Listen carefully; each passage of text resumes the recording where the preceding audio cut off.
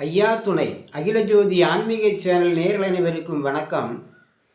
சிங்கமுகாசூரனையும் சூரபற்பனையும் வதைப்பதற்காக வேலாயுதமாக சமைந்த பாவ வினையை தீர்த்தருள வேண்டும் என்று வணங்கி நின்ற உமையவளின் பாவ வினையை தீர்க்கும் பொருட்டு திருமால் சாந்தி வளர்த்து அவளின் சாபத்தை தீர்த்து உமையவளை கைலைங்கிரிக்கு அனுப்பி வைத்தார் திருமால்.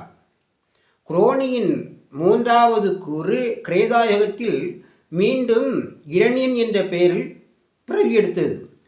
பகவானாகிய நாராயணரே அவனுடைய மகன் பிரகலாதனாக அவதாரம் செய்தார்.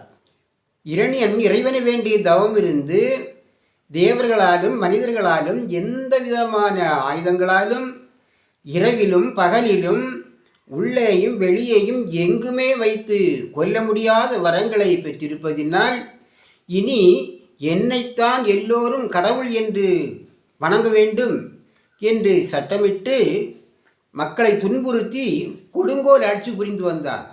ஆனால் அவனது மகன் பிரகலாதன் மட்டும் இரணியன் தன்னை கடவுள் என்று கூறுவதை ஏற்றுக்கொள்ளவில்லை.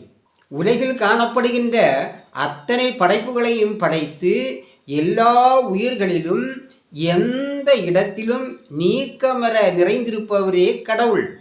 படைத்த குருவின் பருநாமம் சொன்னதுண்டால் சடத்தை மிக காக்க தருணம் உதவி செய்வார் என்று கூறினான் பிரகலாதன். அனைத்து விதமான உயிரினங்களையும் படைத்து அந்த உயிரினங்களின் நல்வாழ்விற்கான அனைத்து வழிகாட்டுதல்களையும் ஒரு குரு ஸ்தானத்தில் இருந்து அறிவுரையாக வழங்கி நல்வழிப்படுத்தி கொண்டிருக்கும் ஆதி நாராயணரின் திரு பெயராகிய அரிநமோ நாராயணா என்கின்ற மந்திரம், அதுதான் பருநாமம் என்பது. அதாவது அந்த மந்திரம்தான் தற்போது ஐயா சிவா சிவா சிவா சிவா ரகரா ரகரா என்று கூறப்படுகிறது. 40 வயது 50 வயதுக்கு மேற்பட்ட ஒவ்வொருவரும் குறைந்தபட்சம் 1-2 வியாதிகளோடு தான் வாழ்ந்து வருகின்றோம். ஒரு மனிதரை நாம் சந்திக்கின்றோம் என்றால் அவரிடம் நாம் முதலில் கேட்கின்ற கேள்வி என்ன? ஐயா நல்லா இருக்கீங்களா என்றுதான் நான் கேட்கின்றோமே தவிர உங்கள் சொத்து நலமா உங்கள் பணம் நலமா என்று கேட்பதில்லை. ஏனென்றால் அதாவது மனிதர்கள் நல்வாழ்வு வாழ வேண்டும் என்றால் உடல் நலம் மிகவும் முக்கியம்.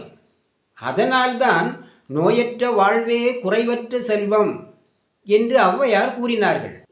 அப்படி மனிதர்கள் நல்வாழ்வு வாழ்வதற்கு உறுதுணையாக இருக்கும் இந்த உடம்பிற்கு ஏதாவது நோய் போன்ற பாதிப்புகள் ஏற்படாமல் இருப்பதற்கும், ஒருவேளை நம்முடைய ஊழ்வினை காரணமாக சில பாதிப்புகள் ஏற்பட்டாலும் அதிலிருந்து மீண்டு வருவதற்கு இந்த நாராயணர், அதாவது ஐயா வைகுண்ட பரம்பொருள் தருணம் உதவி செய்வார்.